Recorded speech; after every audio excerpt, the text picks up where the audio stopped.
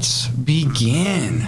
We are back in the booth. It feels good not having like a month in between episodes. It's actually 2 weeks, but being back in, getting into that groove, I'm loving it. Yeah, same here. It's kind of nice to be able to kind of do this podcast because I love talking to Langle for one, but then I also love to just kind of share some of the stuff that we learn and research and do. So hopefully you guys get some enjoyment out of that as well. Yeah, in our hiatus, we talked about how can we make this show even cooler. So we decided we've got some merch. We got stickers. We got some prizes.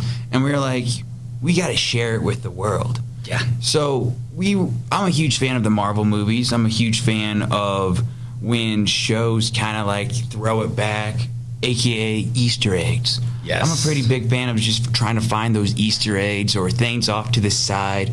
And so we're adding Easter eggs to our episodes. We're going to see if you, the viewers at home, can find them. And if you do, and you're the first one to comment on the video where the Easter egg is or when do you catch it, and you are correct, we will give you a prize. Yes. And speaking of merch, you might see the hats or the shirts or the hoodies. That stuff isn't really necessarily available for finding the Easter egg. Yeah. But it did remind me, I would like to give a shout out to Chaos Inc. and Jeremy Browning for helping us supply these beautiful shirts and beautiful merchandise. Oh, yeah.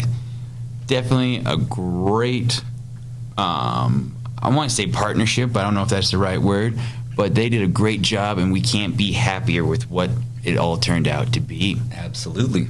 So let's dive into this. We kind of have a time limit today because we got a little special edition. Yes, special guest. Special guest later on today. So we are talking about Julius Caesar.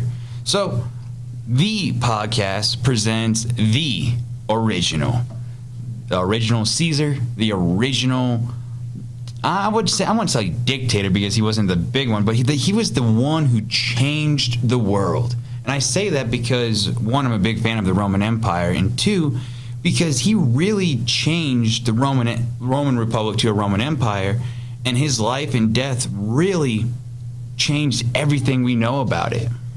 And some of us like Caesar salads. Oh, fair. And so he was born in 100 BCE, so 2,121 years ago. I love saying that because it's 21. So you were like, what, 3, 4 at that time, Hoyt? Yeah, I think I was 2, actually. 2? Okay, my bad. And then he died in 44 BCE. So he was roughly 56 years old. And that's, like, at this time, life expectancy is a little longer than what we thought in Greece and Egypt and the years before. But 56 is still a pretty good, like, milestone. Good mark for him. Definitely. The mortality rate was still higher than what we're... or not as high as what we're used to. There was just more deaths at early ages, especially in infancy.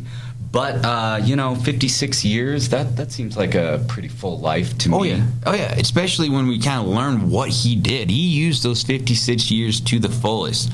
So he grew up what I like to call middle class because he didn't have money. Like his parents, by the time he was born, the money was gone. But he's from the Julian clan, which is a very well-off family. So throughout history, or the Roman history, the Julian clan was very wealthy. They were a patrician, so the citizens, the people who ruled in the Republic. So his family had a huge honor, huge respect. But by the time Caesar was born, they didn't have the money, so to speak. So he kind of grew up in that middle class where, yes, they didn't have the money, but they still had privileges and options that others didn't. Yeah, sometimes your name is still going to carry that influence and that weight. These reputations get built over time, and the Julian clan had that influence. They just didn't have the money anymore. Yeah, he was educated by a tutor. So like I like to say, one-on-one. It's like if one of our students, their parents, their guardians are like, you know what, Langle? I need you to come to my house and just sit down at the table with the student and just work one-on-one. That's how I view these tutorships back then. And you can get a lot done one-on-one. Yeah, and if you got a good relationship with your tutor or mentor, however you want to put it, you're going to learn a lot from that person. Absolutely. Yeah, and so his education was pretty good. He had a good tutor. He had a good system in place. And at 16 years old, he received his very first toga. So that was the Roman ceremony of manhood. He was now transitioning into an adult. Yes, like a rite of passage, basically. And also in his 16th year, tragedy struck. So first tragedy. So his dad died, suddenly died. That's what I read. I couldn't find where or like how his dad died, but I'm expecting kind of like a quick disease or disease is my thing. Like when anytime someone dies before old age in the ancient world, I go diseases just because medical personnel, medical practices were very different from today. Yeah, Ms. Gina mentioned in class the other day that you could just get a simple cut. That cut could become infected, and then suddenly you just can't fix it because the infection just spreads, all from a simple cut. They didn't have the ability to just get on a regimen of antibiotics back then. Exactly. So that sudden death made Caesar the head of the household. At 16 years old, he has to step up. Now, he's starting to grow. He's starting to find that power. And at 19 years old, he becomes high priest of Jupiter. So he goes to a foreign city. So he's in like northern Italy, like just north of Rome at this point. And then he finds the opportunity to become high priest of Jupiter. Pretty honorable position. Like not a lot of power, but honor-wise, he is getting up there. And he's only 19 years old. Yeah, so he's already starting to get some accolades already. But as you'll see, he wasn't just satisfied with this one accolade. No. So when he's 19, he moves to this new city, and Lucius Cornelius Cinna appoints him there. And he actually marries Cinna's daughter, Cornelia. And so now there's that tie. So Cinna is, I would call him the mayor or the governor of this northern town, and he's kind of in charge. However, when there's one person in charge, there's usually someone who wants to take over. Absolutely. There's always someone in line ready to always take over. someone. There's always rivalries. Yes. And that rival was Lucius Cornelius Sulla. Wait, so Lucius Cornelius Cinna and Lucius Cornelius what? Cinna, or Sulla and Cinna. Yep. So Okay. in other words, when you have the ancient Roman names, they are so similar that you're like, who are we talking about? So we're going to say Cinna and Sulla. Sulla. Yes, Sulla. very good. And so I remember in my I took a Roman class in college, and all my notes I'm having like a paragraph description of which Sulla, which Cinna, which Caesar I'm talking about. And which Lucius Cornelius? Which Caesar are we talking about? There's so many. Another reason why I called him the original, because Julius Caesar was the original famous Caesar that changed the world. Absolutely. And I mean, that's where you even get like the name Tsar from. It comes from Caesar because Caesar became synonymous with ruling. Exactly. So this rivalry that Caesar unknowingly gets into starts to grow. And for lack of a better word, a civil war breaks out in this town, in this area, and Sulla beats Cinna. Ooh. That's not good for Caesar, who's married to Cinna's daughter. You're part of the family now. Yeah, yep. So Caesar's kind of worried for his life because, one, Sulla just kicked him out of his position. He no longer has the honorable high priest of Jupiter. Oh. He also is like, you know what? If I stay in town, there's a good chance I get murdered, I get killed, I get thrown in jail. Yeah. So Get some leaves. distance. Yeah, he gets out there and he goes into the military. And good thing, right? yeah, when he looks at this, it's like the door closed on his political career at that moment. Right? Yeah. It put pause on political career, but it opened his military career. Now, for those who have that opportunist look, it's like now all of a sudden he's doing a new avenue. And Caesar took advantage of this. Opportunity knocked, and he answered. Yeah, so I mean, that's just an important life lesson. You know, if something bad happens along the way, look for that opportunity that might be kind of the way to your bright future. And that's exactly what he did. Exactly. So he joins the military, I'm guessing around 20, 21, 22, like still really young. All right. in Greece, you were joining the military at like 7, like in some places, 18 at other places. So he's still young per se, but not as young as other places we have talked about in the past. But when he goes into the army, he becomes a very respected, very honorable, very loved, popular individual. He is a talented leader. He uses his brain because he wasn't born the strongest, the fastest, the quickest. He used his determination, his attitude. He used his ability to think and used his education to thrive in the military. So it sounds like he just really used all his people skills. How do you get along with people? And I think that helped contribute to his excellent leadership. Oh yeah, like he knew how to speak. Public speaking. If you want to take over the world someday, know how to publicly speak or speak publicly, because he even won the Civic Crown for risking his life to save others.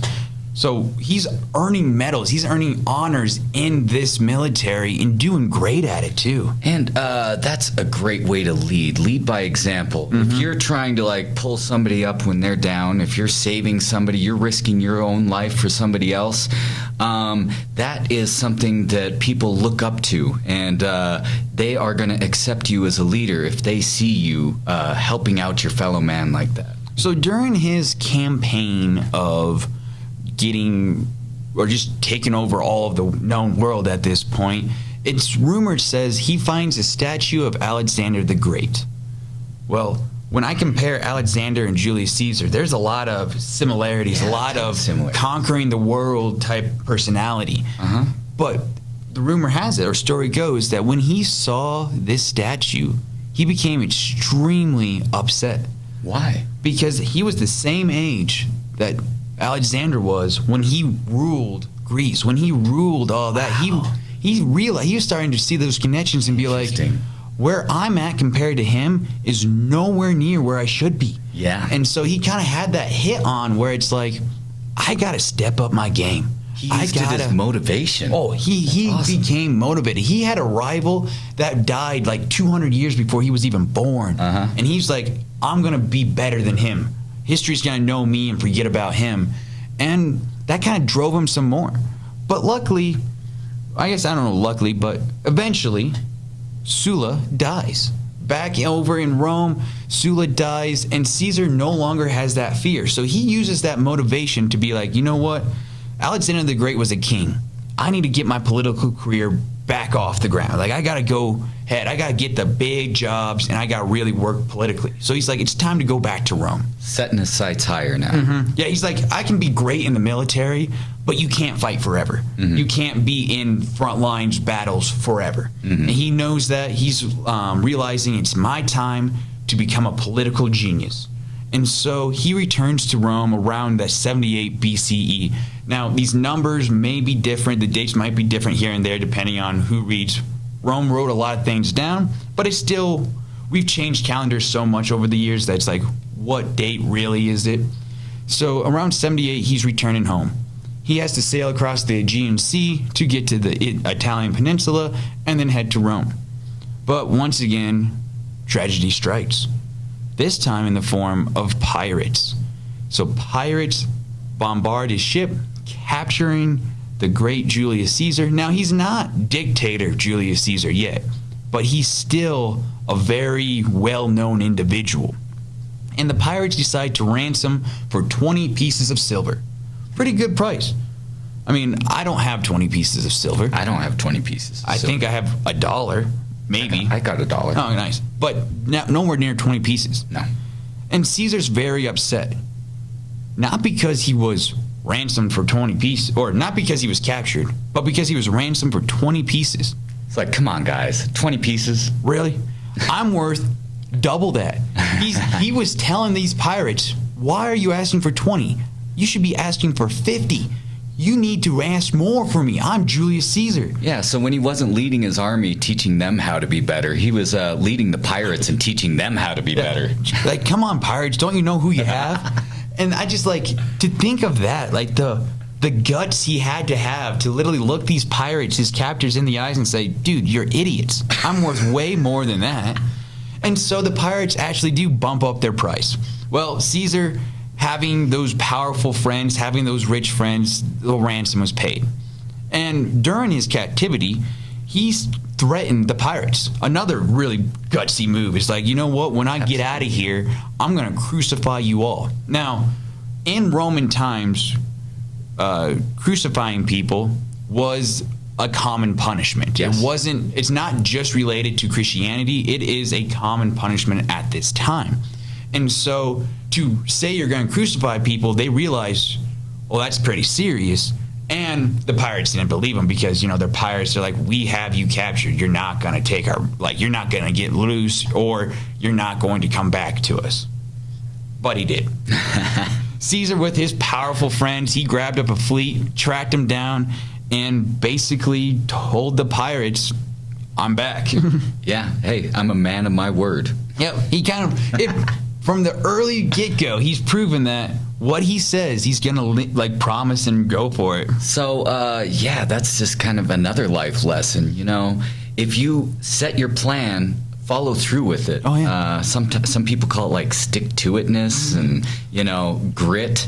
Yeah. I mean, can you see it through? Can you achieve your goal? Yeah. And have a goal in mind. We talk about SMART goals, something that you can attain, something that's got that timetable, go after. And Caesar's like, I got this. Yeah. Hey, I said I was going to do it. Yeah. It's done. It's like, why are you surprised? I warned you. It's like when I tell the kids, hey, we have a test next week, and then when they walk in, we have a test today? I gave you a heads up. I don't know where we lost. But Caesar is now back in Rome. It's around 69 BCE, 68, 70, somewhere in there, and he starts to get his political career. Unfortunately, in 69, his wife Cornelia dies. So he does have some probably extra motivation now. He needs that thing in his life. He's missing his wife. He's not enjoying it as much. So he's trying to fill that void, and his determination to just get all the power he can even grows more. Makes sense. So in 65, he starts to gain even more. So there's different ranks throughout the Roman Republic of positions and power, honorable holdings, offices. And so he starts at the base level like everyone does. He's restarting. Yes, he gets elected because of his military fame, but they're also like, you got to prove yourself. And so he's proven himself, growing. By 65, he is getting higher office. He's getting a lot more power. But unfortunately, when you run a political campaign, whether it's today or thousands of years ago, it costs money. Mm-hmm. And while Caesar is gaining more fortune than what he grew up with, he's still not Mr. Rich. He's not Richie Rich. So he has to go ask for some borrowing and debts. So he's in debt. And he gets this position of governor of Spain. I'm butchering that, but basically he gets to go to the Spanish area and really run that. Well, the people who he owes money are like, whoa, before you leave, pay up, which makes sense. If someone's leaving, I'm like, pay me my money before you leave. Absolutely. Especially at this time where it's not guaranteed he's coming back. Yeah, you're supposedly a man of your word. Where's the money? Yep. So he actually asks Marcus Crassus, the richest man in Rome, for some help. And for those who know the story, a little foreshadowing. Oh, yeah. Because Crassus, very rich, he's like, I'll help you, Caesar. He knew that Caesar was a good bet. So he places that bet on Caesar, and in 59 BCE, Caesar becomes consul. So that top position of the Roman Republic. Yeah. He is basically an elected king. Now, of course, there's more republic, more democracy in place than a monarchy, but he has a lot of power. Yeah, it's basically like a president, but more power. Not quite a king or an emperor, basically like a president with power over all the rest of the republic. Yep, so during his time as consul, he's able to conquer Gaul, or southern France, so an area Rome has been wanting for a long, long time. So he's making a lot of people rich, he's gaining a lot of respect, and so he starts making other friends. Crassus is like, I'm jumping on his coattails. Pompey, he's like, ooh, count me in. And so the first triumvirate is created. This first triumvirate begins to break down, though. Like, after 6 years of friendship, friendship in quotes there, acquaintance, like, needing each other. More foreshadowing. They start to realize, you know what? I want more power. I want more power. So they're going back and forth and all of that, leaving Caesar to continue to conquer north of Italy. So he's taken basically all of Europe at this point. Pompey and Crassus are in the Roman city, Roman Empire more, trying to promote themselves. But Caesar's gaining all this land, all this respect, and they're like, we want Caesar, not you guys. So Caesar decides, you know what, it's time to take my throne. It's time to become dictator for life. He walks down, he crosses the Rubicon, that river in northern Italy, marking the point of no return, and battles start. So in 53 BCE, Crassus dies in battle. So now all of a sudden it's official. There's a civil war going on. And now it's Caesar versus Pompey. Well, Pompey knows his position. He was just that third guy they brought in because you need extra help from here and there. And so Pompey is running, trying to escape Caesar, trying to escape Rome. And Caesar's following him everywhere. And then finally, he leads him to Egypt. Egypt welcomes Pompey, but realizes Caesar's close on his tails, so they do what they thought was right, saying, hey, you know what, we want Caesar as a friend. So they chop off Pompey's head and present it to him. Look at what we did for you. Congratulations, you are now dictator of Rome. And Caesar is welcomed with open arms to the public. Middle class, lower class, love him. Senators, not so much. Yeah. Senators, not so much. So from 49 BCE to 44 BCE, Caesar ruled as dictator, creating new laws, helping out the poor middle class. He is growing Rome, but kind of at the expense of the senators who aren't happy. So on March 15th, 44 BCE, aka the Ides of March. So beware the Ides of March is a saying you might have heard. 60 senators participated in the assassination of Julius Caesar. They worked to get him to come to the Senate House, and he was stabbed 23 times. Now remember, these are his friends. These are his homies. He was a senator. He was a consul at the top of the Senate at one point. Yeah. And, I think that they were just getting a little jealous of all the power and all the love he was getting. So that's like, he eliminated the power of the senators too. He made the senators' power a lot smaller. So all of a sudden these rich old people are like, whoa, whoa, whoa, we had a good thing going, Caesar. What are you doing? And he's like, I'm sharing the love. He's finally helping out the poor and middle class. And yet he was killed. And his death even changed even more, because that officially ends the Republic. A new civil war takes place.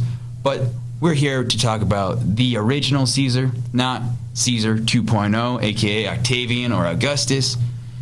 And so that's the story of Caesar. Yes. And speaking of needing that third guy to fill in all the gaps, let's welcome our new guest star, Wes Atkin. Yes.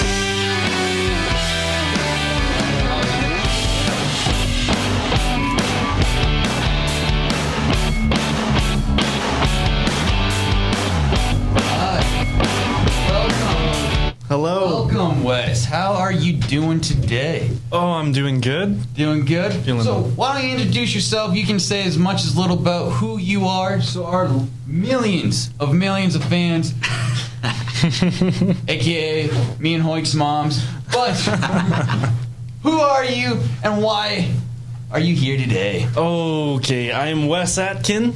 I am a science teacher, science aficionado. Why am I here today? Sam asked me to be here today, and I wanna learn and stuff. You want to learn stuff. and do stuff. You are in the right place for that, my friend. Because this is all about learning and stuff. So, have you seen our episode with Christina in the hot seat, or this is where you lie and To be say honest. yes, but no? Yeah, of course. Yep. Of course I Uh-huh. You haven't gotten to that one yet. Not You've yet. been a busy guy. Nope. Yeah. Oh, perfect. This is a good way to get him on the hot seat by starting out with a question that's kind of hard to answer sometimes. Because so what we do here is ask you questions, and it's called the hot seat because have you heard these questions before?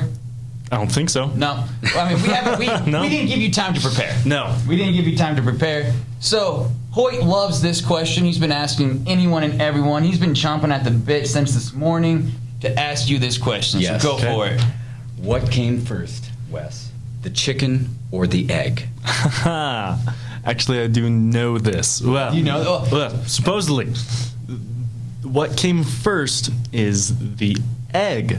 If we're speaking about chickens specifically, right? Okay. So, if you think about evolution, how it happens is little by little, things change and manipulate as things reproduce, right? So over time, there came a specific, period of time where finally the first chicken, as we know it, was born, right?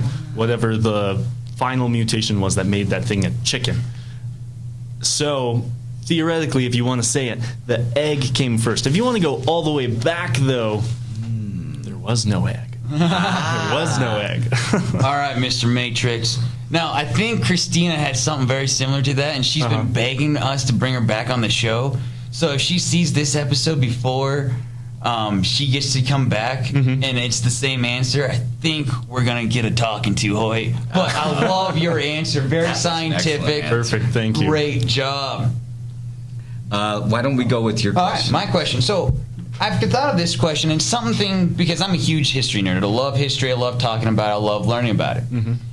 And everything happens at different times, and everyone realizes it at different times. So for me, my question that I want to ask everybody is, what moment in your life, not like it happened to you, but it just in general, during your lifetime, did you realize this is a historical event? Now, what I'm talking about is, for me, it was Hurricane Katrina. I was too young for 9/11. The Gore-Bush election, I was 5 years old, so I was really young there. I didn't talk politics at 5. So the first thing that really is like, oh snap, this is bigger than me, this is going to change the world for recently, was Hurricane Katrina when it hit New Orleans and all that. So for you, because you're what, 22? 22. So 22. You're young like me who haven't really experienced much. So, but in your life, what's like, whoa? I mean, yeah, I was like completely oblivious to historical events up until, I turned like 18. Yeah. And so for me, I mean, really the things, the two main things that are sticking out to me was first when Tesla had finally built a rocket that could land itself. Wow. Shoot off into space and then re-land itself. Very to me- sciencey. Well, I mean, Yeah. you're going with the science, and that's very historical science. I like it. Totally, because it's completely changing the space race, right? Yeah. But if you want to talk, like... No, however you want to answer it. Anyways, the other historical event I was thinking about was, the coronavirus. Coronavirus, I think that's really the only other thing I figure, think of. yeah, like being younger, we're not going to talk about like when JFK was assassinated or the race riots in LA and stuff like that, because that was years before we were born. And so it's like interesting seeing you and me where it's like very minor and little thing, or real new, where we don't know the impact of history yet. So I like it. I like it. I think the next question is going to be the toughest question. So I hope you're ready for this one. I don't know. So, who would win in a gladiator battle? David Grabowski or Sarah Linscomb? Sarah Linscomb. Oh, Sorry, Dave. Oh, I'm sorry, Dave. Please explain. Please explain. Oh, that was quick. You didn't even think about it. Okay, so for one, Sarah trains like every day, right? She is in peak physical fitness. Peak. As far as I'm aware, Dave doesn't work out or have a training regimen at the moment. Not saying he can't. He doesn't have one at the moment, as far as I'm aware. He just doesn't talk about it. Yeah. Or maybe he doesn't talk about it. Yeah. And Sarah, I mean, she looks like an Amazonian warrior, Yes. right? Like, you say the wrong thing and she'll just... And we talked about the Amazonian warriors in an did you? episode. So yeah, Cool. that's a great reference, right? Yeah. And so that is that's my reasoning. I think Sarah is an Amazonian warrior who would destroy Dave in a gladiator battle. Yes.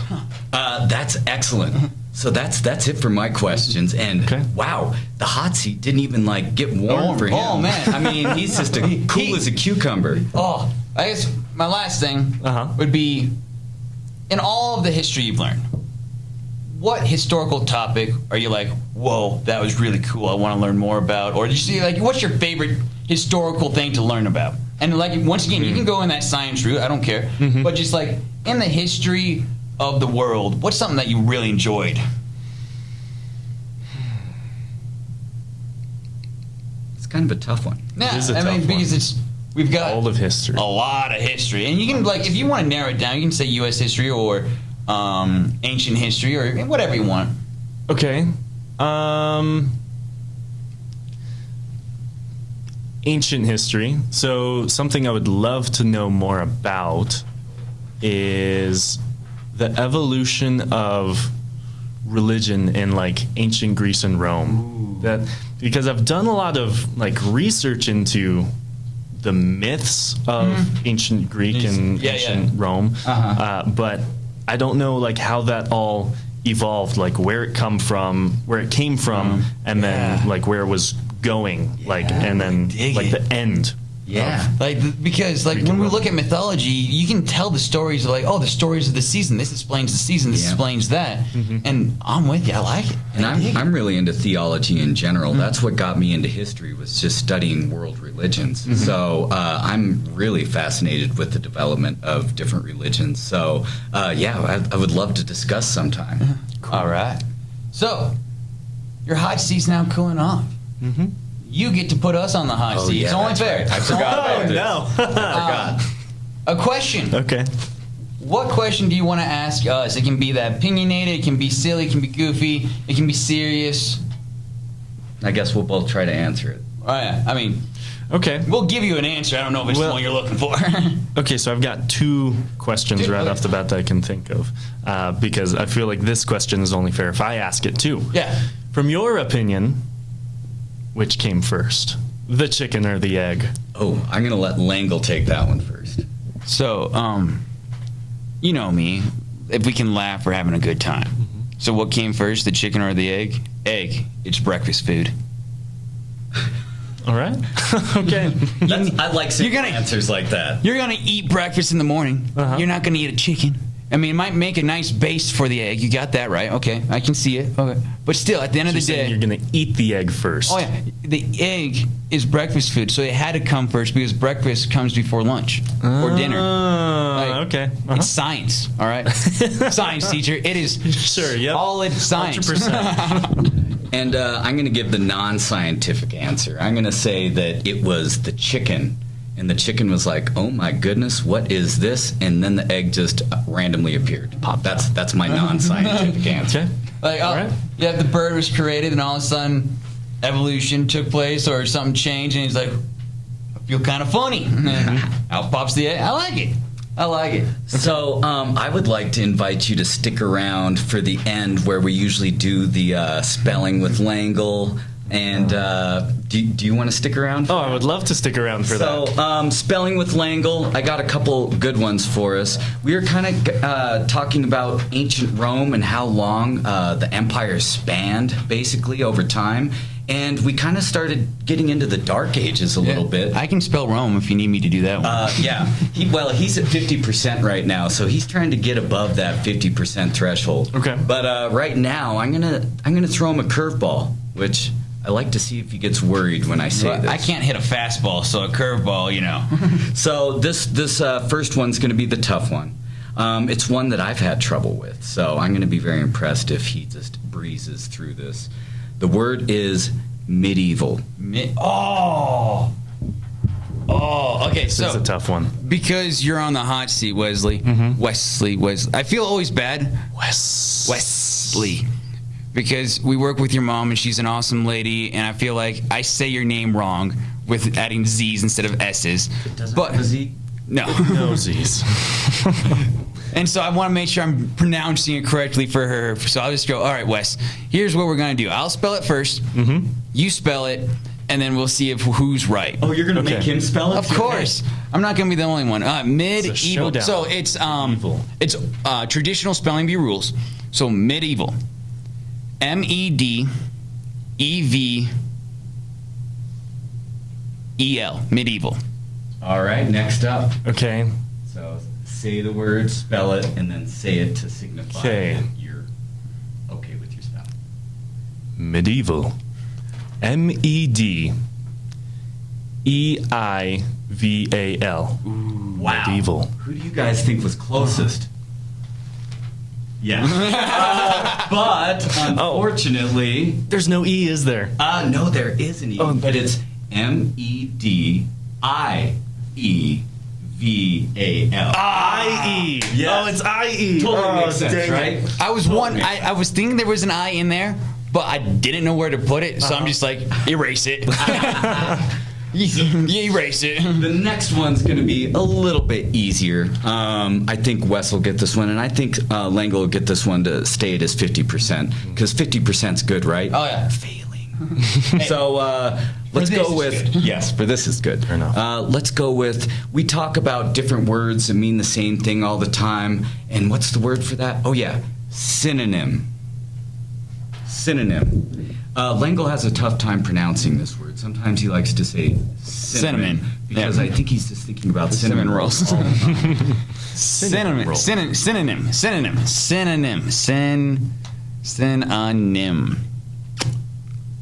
Synonym. All right, so Synonym. Getting his bearings straight. He always does ASMR this. in there. Except when I asked him to spell Wednesdays, it's like bam, bam, bam. But now he's just like orienting himself. He's calibrating his brain. I don't know. What are you doing? Sam? I'm stalling. That's what I'm doing. Stalling. Synonym. SYNMON. Synonym. Very close, but not close enough. Yeah, I didn't think so. Synonym. SYNONYM. Very good. Synonym. I had faith There's in you. two man. Y's? Thank you. Yes, 2 Y's. Yeah, 2 Y's. Really? That's why I picked it. It's just one of those Wow. weird, like it's it's got that sometimes vowel, Yeah. and sometimes Y, and there's no I's in it. So. Dang. Yeah. So yeah, spelling with Langle. I'm sorry. I was trying to give Langle that chance to No, get, no. at 50% or just kind of go above, but Hey, see, remember, if I fail, you win. So I guess don't so. believe when you're throwing me a bone. So is 50% considered failing? Does he well- need above a 60%? well, no. I mean, I throw that We're out there doing for the kids. we're You know, doing 50% baseball is- rules, right? Okay. So as long as I'm above, if I'm batting 300, I feel like I'm doing good. I know that's a terrible percentage for spelling words, but look at the words he's giving me. All right, I had to spell like archaeology, synonym. I had to spell. Well, I mean, Wednesday was a decent one. I gave him Wednesday and Pharaoh. Yeah, but still Pharaoh, Pharaoh. like really. So yeah, it's one of those where I'm batting as long as I'm above 300, 400, as long as I'm still hitting the words I should spell, like Wednesday, I should be able to spell. I'm going to be counting these as wins, or as long as I'm Fair enough. close. Like if I'm am completely embarrassed myself, I'll be sad. But overall, as long as I'm doing decent, but yes, 50% is a major fail. I think before we wrap things up, though, I think that we need to give Grabowski a chance. And what I mean by that is I think that we should get Langle's take on who would win the gladiator battle, and then I like that my idea. take as well, because right now Linscomb already won. Oh, no. But we got to give Grabowski a chance, right? So Langle, who would win the gladiator battle between Grabowski and Linscomb? So what you said about Sarah is 100% true. I believe that. Like, she is a workout queen. She is top-notch physical condition, I think. And so it would be hard to beat. But Dave's got, he played college football.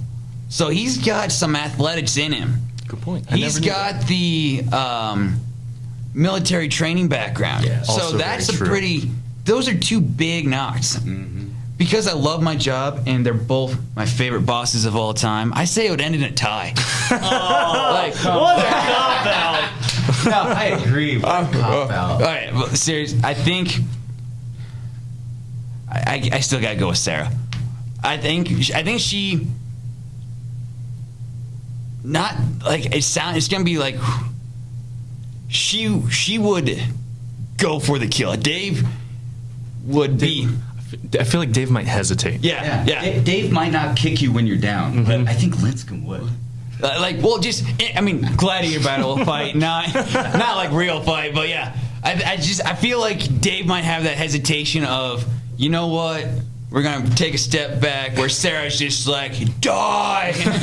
Just that whole gladiator fight. It's like what you were saying earlier about grabbing the head and holding it up. Yes. Wow, this is tough. I'm going to say, since I got an evaluation coming up and Linscomb is doing it, I'm going to go Grabowski. I am going to go Grabowski, actually. Okay. I'm going to go Grabowski because of his superior physical strength. Oh, sorry, Linscomb. Also, that military background. And I believe he was also a paratrooper. I might be just making up things right now, but I believe he was a paratrooper. The legend of Grabowski. Anybody Rose. that can jump out of planes just ready for action, that's a win in my book. So, and also, I'm always the devil's advocate. So, Grabowski. Fair enough. No, it'll be a good fight. Either way, It would it'll be a good fight. I would pay for that fight. Oh, absolutely. Maybe we can, discuss this with them and see if we can kind of Maybe organize next something. staff meeting. Oh, next PD day. That's what we'll just have. It's coming up soon. Hey, we can pull the bleachers out in the gym. Absolutely. Oh, All right. this has been a lot of shenanigans. Chances are the three of us have been fired. So if you want to hire two strapping young guys, one strapping old ancient guy, we might be having job options out there. I hope Dave and Sarah take the jokes and love it because they are awesome bosses either way. Yes, thank you, Dave and Sarah. Thank you, Wes Atkinson. Oh, yes, thank you. Thank you, Being guys. an awesome special guest. Thank you. Yep. He was one of the first people. So Christina was the first person to talk to us about the podcast. He was one of the first to follow us on that social media. So we just want to throw back.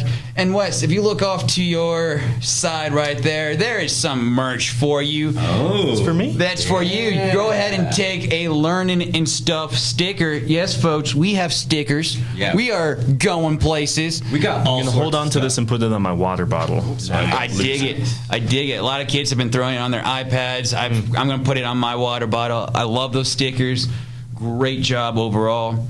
And I guess the Ancient Iowans are ready to say. Yeah, I'll just sneak the homework assignment. Oh, yeah, in it's the there. homework, yeah. The homework assignment is to answer any of the tough questions that we just answered as a team. What came first, the chicken or the egg? Who would win, Grabowski or Linscomb? Or, an important historical event. Yeah. Yep, definitely get that homework in. But the Ancient Iowans always say, if you don't like bacon, then you faking. Everybody loves it. Wise words to live by.